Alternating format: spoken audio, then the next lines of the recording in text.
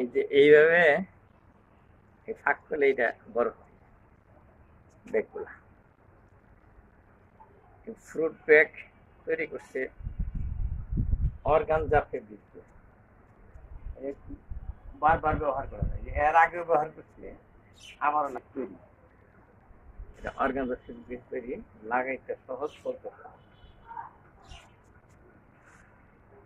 লাগে।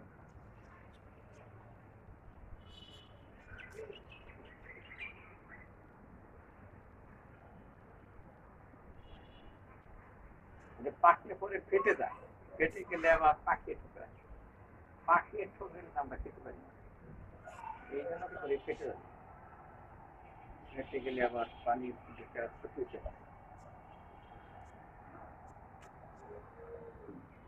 ধন্যবাদ সবাই।